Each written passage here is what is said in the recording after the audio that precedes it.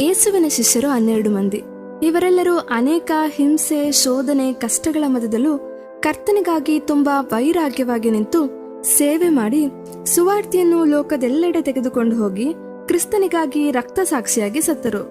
ಈ 12 ಮಂದಿಯಲ್ಲಿ ಯೇಸುವಿನ ಕುರಿತು ಭಾರತಕ್ಕೆ ತಿಳಿಸಲು ಬಂದಂಥ ಒಂದೇ ಒಂದು ಶಿಷ್ಯನು ಅಪೋಸ್ತಲನಾದಂತಹ ತೋಮನು. ಹಡಗಿನ ಪ್ರಯಾಣ ಮಾಡಿ ತೋಮ ನಮ್ಮ ಭಾರತಕ್ಕೆ ಬಂದು ಶಕ್ತಿಯುತವಾಗಿ ಸೇವೆ ಮಾಡಿ ತಮ್ಮನ್ನು ಗೋಧಿಯ ಕಾಳಿನಂತೆ ಒಪ್ಪಿಸಿಕೊಟ್ಟು ರಕ್ತ ಸಾಕ್ಷಿಯಾಗಿ ನಮ್ಮ ಭಾರತದ ತಮಿಳುನಾಡಿನಲ್ಲಿ ಸತ್ತರು. ಯಾರು ಈ ತೋಮ? ನಮ್ಮಲ್ಲಿ ತುಂಬಾ ಜನಕ್ಕೆ ತಿಳಿಯದ ತೋಮನ ಕುರಿತು ಇತಿಹಾಸ ಮಾಹಿತಿಗಳನ್ನು, ಮುಖ್ಯವಾಗಿ ಇವರು ಭಾರತದಲ್ಲಿ ಹೇಗೆ ಸೇವೆ ಮಾಡಿದ್ರು, ಕೇರಳ ಮತ್ತು ತಮಿಳುನಾಡಿನಲ್ಲಿ ಇವರು ಹೇಗೆಲ್ಲ ಸೇವೆ ಮಾಡಿದ್ರು, ರಕ್ತ ಸಾಕ್ಷಿಯಾಗಿ ಹೇಗೆ ಸತ್ತರೆಂದು ಈ ವಿಡಿಯೋದಲ್ಲಿ ಸಂಕ್ಷಿಪ್ತವಾಗಿ ನೋಡೋಣ. ತೋಮನ ಹೆಸರು ಮತ್ತಾಯದಲ್ಲಿ 7ನೇದಾಗಿಯೂ ಮಾರ್ಕ ಮತ್ತು ಲೂಕದಲ್ಲಿ 8ನೇದಾಗಿಯೂ ಉಲ್ಲೇಖಿಸಿದೆ. ತೋಮ ಎಂಬ ಗ್ರೀಕ್ ಪದಕ್ಕೆ ಅವಳಿ ಎಂದರ್ಥ. ಡೌಟಿಂಗ್ ತೋಮ ಅಂತಾನೆ ತುಂಬಾ ಫೇಮಸ್ ಆಗಿರುವಂತಹ ಇವರು ಯಾವುದನ್ನು ಅಷ್ಟು ಈಸಿಯಾಗಿ ನಂಬ್ತಿರ್ಲಿಲ್ವಂತೆ. ಖುದ್ದಾಗಿ ತಾನೇ ನೋಡಿ ಸಾಕ್ಷಿ ಇದ್ರೆ ಮಾತ್ರ ನಂಬ್ತಿದ್ರು. ಈ ತೋಮಗೆ ದಿದುಮ ಎಂಬ ಹೆಸರು ಕೂಡ ಇದೆ. ದಿದುಮನೆಂಬ ಹೆಸರು ಬೈಬಲ್ನಲ್ಲಿ 3 ಬಾರಿ ಉಲ್ಲೇಖಿಸಲ್ಪಟ್ಟಿದೆ. ತೋಮ ಗಲಿಲಾಯ ಪ್ರಾಂತಕ್ಕೆ ಸೇರಿದವರು. ಮೊದಲು ಬಡಗಿ ಕೆಲಸ ಮಾಡ್ತಾ ಇದ್ರು, ನಂತರ ಮೀನು ಹಿಡಿಯುವಂತ ಉದ್ಯೋಗಕ್ಕೆ ಸೇರ್ಕೊಂಡ್ರು.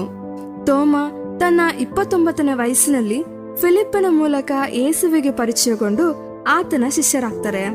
ಯೇಸು ಪುನರುತ್ಥಾನಗೊಂಡ ನಂತರ ಪಂಚಶತಮ ದಿನದಂದು ಪರಿಶುದ್ಧಾತ್ಮನ ಶಕ್ತಿಯನ್ನು ಹೊಂದಿಕೊಂಡವರಾಗಿ ಪಾಟ್ಯ, ಮೇದ್ಯ, ಪರ್ಷಿಯಾ, ಸಿಕ್ಕೋನಿಯಾ ಎಂಬಂತಹ ಸ್ಥಳಗಳಲ್ಲಿ ಸುವಾರ್ತೆಯನ್ನು ಸಾರಿದ್ರು. ಅದಾದ ನಂತರ ಭಾರತದಲ್ಲಿ ಬಂದು ಸುವಾರ್ತೆಯನ್ನು ಸಾರುವಂತಹ ಭಾರವನ್ನು ಹೊಂದಿ ಭಾರತಕ್ಕೆ ಬರಲಿಕ್ಕೆ ತೆರಳಿದ್ರು. ತೋಮ ಮೊದಲು ಕಡಲ ಮಾರ್ಗದಲ್ಲಿ ಬರದೆ ನೆಲ ಮಾರ್ಗದಲ್ಲಿ ಖೈಬರ್ ಪೋಲೆಂಡ್ ಕಣಿವೆಯ ಮಾರ್ಗದಲ್ಲಿ ಪ್ರವೇಶಿಸಿ ದಕ್ಷಿಣ ಭಾರತದ ಸಿಂಧು ಕಣಿವೆಗೆ ಬಂದು ಸೇವೆಯನ್ನು ಆರಂಭಿಸಿದ್ರು. ಬ್ರಾಹ್ಮಣ ಕುಲಕ್ಕೆ ಸೇರಿದಂತ ಹಲವು ಋಷಿಗಳು, ಮುನಿಗಳು, ಸಾಧುಗಳು, ಸನ್ಯಾಸಿಗಳನ್ನ ಸಂಧಿಸಿ ಅವರ ಮಧ್ಯದಲ್ಲಿ ಸೇವೆಯನ್ನು ಮಾಡಿದ್ರು. ಅವರೆಲ್ಲರೂ ಇಸ್ರೇಲ್ನಲ್ಲಿರುವಂತಹ 12 ಗೋತ್ರಗಳಲ್ಲಿ ಲೇವಿಯರೆಂದು, ಕರ್ತನಿಂದ ಅವರು ಮೊದಲೇ ಆರಿಸಲ್ಪಟ್ಟವರೆಂದು ಬೋಧಿಸ್ತಾ ಇದ್ರು. ಅವರ ಪ್ರಸಂಗದ ಮೇಲೆ ವಿಶ್ವಾಸವನ್ನಿಟ್ಟು ಅನೇಕರು ಕ್ರಿಸ್ತನನ್ನ ಅಂಗೀಕರಿಸಿಕೊಂಡ್ರು. ಆಗ ಪರ್ಷಿಯ ದೇಶಕ್ಕೆ ಸೇರಿದಂತಹ ಗುರುಗಳು, ಬೌದ್ಧ ಸನ್ಯಾಸಿಗಳು ಅಲ್ಲಿದ್ದರಿಂದ ಅವರು ತೋಮನ ಬೋಧನೆಗೆ ಕಿವಿಕೊಟ್ರು. ತೋಮನನ್ನು ಭಾರತಕ್ಕೆ ಕರ್ಕೊಂಡು ಬಂದವರು ಅಪ್ಪಾನೆಂಬಂತ ಒಬ್ಬ ವ್ಯಕ್ತಿ. ಆಗ ಭಾರತದಲ್ಲಿ ಅರಸನಾಗಿ ಆಳ್ವಿಕೆ ಮಾಡುತ್ತಿದ್ದಂತ ರಾಜ ಕೊಂಡೋಪೋರಸ್ ಬಳಿ ಆ ವ್ಯಕ್ತಿ ತೋಮನನ್ನ ಪರಿಚಯಿಸ್ತಾರೆ. ಆ ಅರಸನು ತೋಮನ ಮುಖ ತೋರಿಕೆಯಿಂದಲೂ ವಾಕ್ಚಾತುರ್ಯದಿಂದಲೂ ತುಂಬಾ ಆಕರ್ಷಿತರಾಗ್ತಾರೆ. ಯುರೋಪ್ ನಾಗರಿಕತೆಯಂತೆ ಒಂದು ಸುಂದರವಾದಂತಹ ಅರಮನೆಯನ್ನು ತನಗೆ ಕಟ್ಟಿಕೊಡ್ಬೇಕಂತ ತೋಮ ಹತ್ರ ಕೇಳ್ಕೊಳ್ತಾರೆ. ಅದಕ್ಕೆ ತೋಮ ಅದಕ್ಕೇನಂತೆ ಸೂಪರ್ ಆಗಿ ಕಟ್ಬಿಡೋಣ ಅಂತ ಹೇಳಿ ಒಪ್ಕೊಳ್ತಾರೆ. ಅದಕ್ಕೆ ಬೇಕಾದಂತ ಹಣವನ್ನು ಅರಸ ಬಾಚಿ ಕೊಡ್ತಾರೆ. ಆದ್ರೆ ನೋಡ್ರಿ, ತೋಮ ಆ ಹಣವನ್ನು ಹಿಡ್ಕೊಂಡು ಅರಮನೆಯನ್ನು ಕಟ್ಟದೆ ಅದೆಲ್ಲವನ್ನು ಸುವಾರ್ತೆಯ ಸೇವೆಗಾಗಿ ಉಪಯೋಗಿಸಿ ಆತ್ಮಗಳನ್ನು ಆದಾಯ ಮಾಡ್ತಾರೆ. ಇದನ್ನ ನೋಡಿದಂತ ಅನೇಕ ಜನಗಳು ಅರಸನ ಬಳಿ ದೂರನ್ನು ಹೇಳ್ತಾರೆ. ಆಗ ರಾಜನು ತೋಮನನ್ನು ಕರೆ ಕಳುಹಿಸಿ, ಏನ್ ತೋಮ, ನಾನ್ ಕೇಳಿಸ್ಕೊಂಡಿದ್ದಲ್ಲ ಕರೆಕ್ಟಾ? ಅರಮನೆ ಕಟ್ಟಲು ಹಣವನ್ನು ಕೊಟ್ರೆ ಏನು ಸುವಾರ್ತೆ ಸಾರ್ತಿ ಅಂತಲ್ಲ ಅಂತ ಕೇಳ್ತಾರೆ.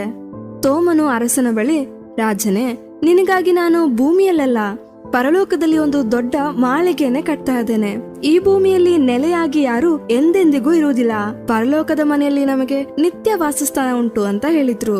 ಇದರಿಂದ ಕೊಂಡೋಪೊರಸ್ ಎಂಬ ಅರಸ ತೋಮನ ಮೇಲೆಯೂ ಅವನನ್ನು ಪರಿಚಯಿಸಿದಂತ ಹಪ್ಪಾನೆಂಬ ವ್ಯಕ್ತಿಯ ಮೇಲೆಯೂ ಬಹಳ ಕೋಪಗೊಂಡು, ಇದು ಸರಿಯಾಗಲ್ಲ, ಇವರನ್ನ ಹಿಡಿದು ಮೊದಲು ಸೆರೆಮನೆಯಲ್ಲಿ ಹಾಕಿರಿ ಅಂತ ಹೇಳಿ ಅವರನ್ನ ಕೈದಿಸಿ ಸೆರೆಮನೆಯಲ್ಲಿ ಇಟ್ರು. ಸ್ವಲ್ಪ ದಿನಗಳಾದ ಮೇಲೆ ರಾಜನ ತಮ್ಮನಾದಂತಹ ಖಾತ್ ಎಂಬವನು ರೋಗದಿಂದ ಬಾಧಿಸಲ್ಪಟ್ಟು ಬಹು ವೇದನೆಯನ್ನು ಅನುಭವಿಸಿದ್ರು. ಆಗ ದೇವದೂತನೊಬ್ಬನು ಖಾತ್ ಎಂಬ ಮನುಷ್ಯನನ್ನು ಪರಲೋಕಕ್ಕೆ ಒಯ್ದು ಪರಲೋಕದಲ್ಲಿರುವಂತಹ ಅರಮನೆಯನ್ನು ತೋರಿಸಿದ್ರು. ಇದಾದ ನಂತರ ಆ ವ್ಯಕ್ತಿ ಸತ್ತು ಹೋಗ್ತಾರೆ. ಸತ್ತೋದಂತ ವ್ಯಕ್ತಿ ಆ ದೇಹವನ್ನು ತೋಮನ ಬಳಿಗೆ ತೆಗೆದುಕೊಂಡು ಹೋದ್ರು. ತೋಮ ಅವರನ್ನ ಜೀವದಿಂದ ಎಬ್ಸಿದ್ರು. ಅದಾದ ನಂತರ ಖಾತ್ ಎಂಬ ಅರಸನ ಸಹೋದರ ನಡೆದದ ಎಲ್ಲವನ್ನೂ ಅರಸನಿಗೆ ವಿವರಿಸಿದ್ರು. ಆಗ ತೋಮನು ಮತ್ತು ಹಪ್ಪಾನೆಂಬ ವ್ಯಕ್ತಿ ಬಿಡುಗಡೆಯಾಗೋದಲ್ದೆ ಜೊತೆಗೆ ಅರಸನು ಮತ್ತು ಆ ಖಾತ್ ಎಂಬ ವ್ಯಕ್ತಿ ಕೂಡ ತೋಮನ ಬಳಿ ದೀಕ್ಷಾಸ್ಥಾನ ತಗೊಂಡ್ರು. ಭಾರತದ ದಕ್ಷಿಣ ಭಾಗಕ್ಕೆ ಬಂದಂತಹ ತೋಮ ಕೇರಳದಲ್ಲೂ ತಮಿಳುನಾಡಿನಲ್ಲೂ ಶಕ್ತವಾಗಿ ಸುವಾರ್ತೆಯನ್ನು ಸಾರಿದ್ರು. ಕೇರಳದಲ್ಲಿರುವಂತಹ ಮಲಬಾರಿನಲ್ಲಿ ಸುಮಾರು 7 ವರ್ಷ ಸುವಾರ್ತೆ ಸಾರಿದ್ರು. ಈ ಮಲಬಾರ್ ಎಂಬಂತಹ ಭಾಗ ಆ ಕಾಲದಲ್ಲಿ ಚೇರರ ಆಳಿದಂತಹ ದಿನಗಳಾಗಿತ್ತು ಎಂಬುದು ಗಮನಿಸತಕ್ಕದ್ದು. ಕೇರಳ ರಾಜ್ಯದಲ್ಲಿ ಪಲ್ಲೂರ್ ಎಂಬ ಸ್ಥಳದಲ್ಲಿ ತೋಮ ಸುವಾರ್ತೆಯನ್ನು ಸಾರಿದಾಗ ಸಾವಿರಾರು ಜನರು ರಕ್ಷಣೆ ಹೊಂದಿದ್ರು, ಯೇಸುವನ್ನು ನಂಬಿದ್ರು. ಅವರು ಒಂದೇ ಸಮಯದಲ್ಲಿ 1050 ಜನಕ್ಕೆ ದೀಕ್ಷಾಸ್ನಾನ ಕೊಟ್ರು. ಅಲ್ಲೊಂದು ದೊಡ್ಡ ದೇವಾಲಯವನ್ನು ಸ್ಥಾಪಿಸಿದ್ರು. ಪಲ್ಲೂರಿನ ನಂತರ ಮುಸಿರೀಸ್ ಎಂಬ ಸ್ಥಳದಲ್ಲಿ ಸೇವೆ ಮಾಡಿದ್ರು. ನಂತರ ಕೋಟಮಂಗಳಂ ಎಂಬ ಸ್ಥಳಕ್ಕೆ ಬಂದ್ರು. ಅಲ್ಲಿ ಹೆಚ್ಚು ಕಡಿಮೆ 1500 ಜನಕ್ಕೆ ದೀಕ್ಷಾಸ್ನಾನ ಕೊಟ್ರು. ನಂತರ ಸಾಯಲ್ ಎಂಬ ಸ್ಥಳಕ್ಕೆ ಬಂದು 1100 ಜನಕ್ಕೆ ದೀಕ್ಷಾಸ್ನಾನ ಕೊಟ್ರು. ನಂತರ ಮತ್ತೆ ಕೋಟಮಂಗಳಂ ಎಂಬ ಸ್ಥಳಕ್ಕೆ ಬಂದು 30 ಕಿಲೋಮೀಟರ್ ದೂರದಲ್ಲಿರುವಂತ ನಿರ್ನಮ್ ಎಂಬ ಸ್ಥಳಕ್ಕೆ ಬಂದು ಅಲ್ಲಿಯೂ ಒಂದು ಸಭೆಯನ್ನ ಸ್ಥಾಪಿಸಿದ್ರು. ಕೊಲ್ಲಂ ಎಂಬ ಸ್ಥಳದಲ್ಲಿ ಯೇಸುವನ್ನು ಅಂಗೀಕರಿಸಿಕೊಂಡ 1400 ಜನಕ್ಕೆ ದೀಕ್ಷಾಸ್ನಾನ ಕೊಟ್ರು. ಇದಾದ ನಂತರ ಮಲಬಾರಿನ ದಕ್ಷಿಣದಲ್ಲಿರುವಂತ ತಿರುವಲಂಗೋಡಿಗೆ ಬಂದು ತೋಮ ಸೇವೆ ಮಾಡಿದ್ರು. ಅಲ್ಲಿ ಆಳ್ವಿಕೆ ಮಾಡ್ತಾ ಇದ್ದಂತ ಅರಸನ ಮನಸ್ಸನ್ನು ಬದಲಾಯಿಸಿ ಅವರಿಗೆ ಆಂದ್ರೇಯ ಎಂಬಂತ ಹೊಸ ಹೆಸರನ್ನ ಇಟ್ರು. ಅದ್ರ ಜೊತೆಗೆ ಅರಸನ ಅಳಿಯನನ್ನು ಬೋಧಕನಾಗಿ ಅಭಿಷೇಕ ಮಾಡಿ ಅವರ ಕೈಗಳಲ್ಲಿ ಸಭೆಯನ್ನು ಒಪ್ಪಿಸಿಕೊಟ್ರು.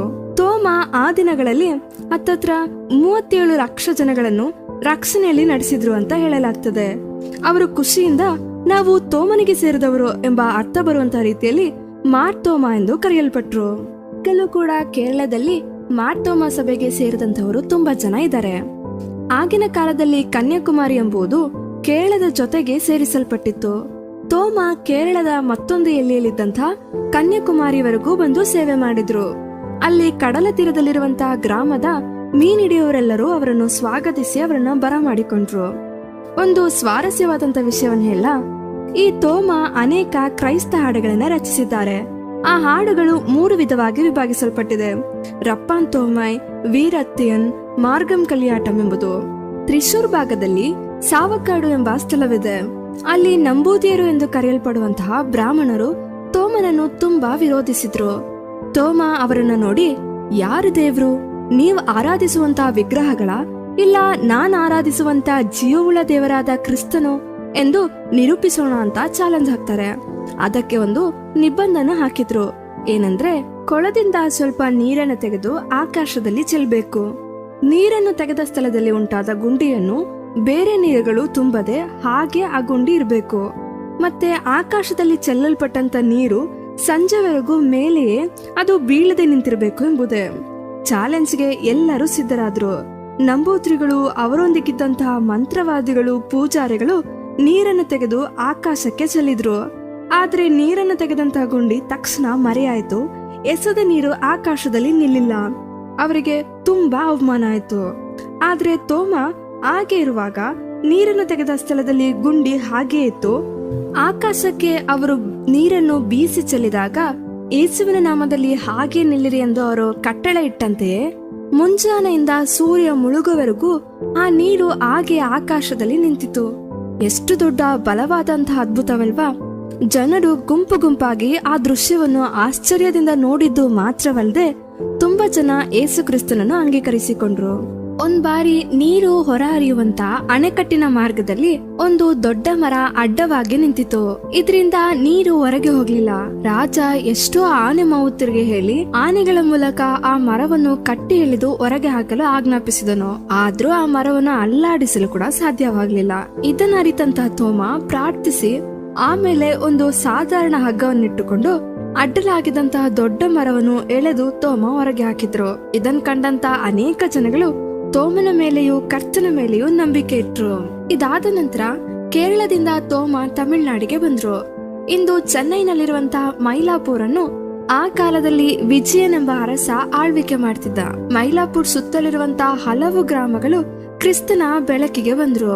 ಆ ಸಮಯದಲ್ಲಿ ಅವರನ್ನು ಕಂಡು ಹೊಟ್ಟೆ ಕಿಚ್ಚುಪಟ್ಟ ಒಂದು ಕಾಳಿ ದೇವಾಲಯದಂತಹ ಪೂಜಾರಿ ಸತ್ತು ಹೋದ ತನ್ನ ಮಗನನ್ನು ಹೂಣಿಟ್ಟು ತನ್ನ ಮಗನನ್ನು ಕೊಂದದ್ದು ತೋಮನೆ ಅಂತ ಸುಳ್ಳಾಗಿ ಆರೋಪಿಸಿದ್ರು. ಆದ್ರೆ ತೋಮ ಸ್ವಲ್ಪ ಕೂಡ ಭಯ ಪಡ್ಲಿಲ್ಲ, ಕಳವಳ ಪಡ್ಲಿಲ್ಲ. ಹೌದೇನಪ್ಪ, ಈಗ ನೋಡು ಅಂತ ಹೇಳಿ ಆ ಮಗನನ್ನು ಹೂಣಿಟ್ಟ ಸ್ಥಳಕ್ಕೆ ಬಂದು, ಮಗನೇ ಯೇಸುವಿನ ನಾಮದಲ್ಲಿ ಹೊರಗೆ ಬಾ ಅಂತ ಆಜ್ಞಾಪಿಸಿದ್ರು. ಅವನು ಜೀವದಿಂದ ಎದ್ದನು. ಈ ಪೂಜಾರಿ ಅದಾದ ನಂತರ ರಕ್ಷಣೆ ಹೊಂದಿದ್ನು. ನೋಡಿದಂತ ಜನಗಳು ಕೂಡ ರಕ್ಷಣೆ ಹೊಂದಿದ್ರು. ಸ್ವಲ್ಪ ದಿನಗಳೊಳಗೆ ಮೈಲಾಪುರನ್ನು ಮುಖ್ಯವಾಗಿಟ್ಟುಕೊಂಡು ಅರಸ ಆಳ್ತಿದ್ದಂತ ರಾಜ ಮಾಸ್ಟ ಎಂಬುವರು ಸತ್ಯವನ್ನ ಅಂಗೀಕರಿಸಿಕೊಂಡ್ರು. ಅದ್ರ ಜೊತೆಗೆ ಅವರ ಪತ್ನಿ ಹಾಗೂ ಇಬ್ಬರು ಮಕ್ಕಳು ಕೂಡ ದೀಕ್ಷಾಸ್ನಾನ ಹೊಂದ್ಕೊಂಡ್ರು.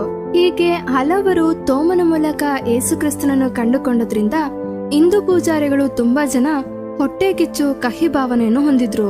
ಚಿನ್ನಮಲೆ ಎಂಬ ಸ್ಥಳದಲ್ಲಿ ವಾಸಿಸುತ್ತಿದ್ದಂತ ತೋಮ ಇಂದು ಸೆಂಟ್ ಥಾಮಸ್ ಮೌಂಟ್ ಎಂದು ಕರೆಯಲ್ಪಡುವಂತಹ ಬೆಟ್ಟಕ್ಕೆ ಹೋದ್ರು. ಒಂದು ಸಂಜೆ ವೇಳೆಯಲ್ಲಿ ತೋಮ ಧ್ಯಾನಿಸಿ ಪ್ರಾರ್ಥಿಸುತ್ತಿದ್ದಾಗ ಒಬ್ಬ ಪೂಜಾರಿ ಅವರ ಹಿಂಬದಿಯಲ್ಲಿ ರಹಸ್ಯವಾಗಿ ಬಂದು ಅವರನ್ನ ಒಂದು ದೊಡ್ಡ ಈಟಿಯಿಂದ ಚುಚ್ಚಿ ಕೊಲೆ ಮಾಡಿದ್ರು. ಆ ಈಟಿ ಮತ್ತೊಂದು ಕಡೆಯಲ್ಲಿ ಹೊರಗ್ ಬಂತು.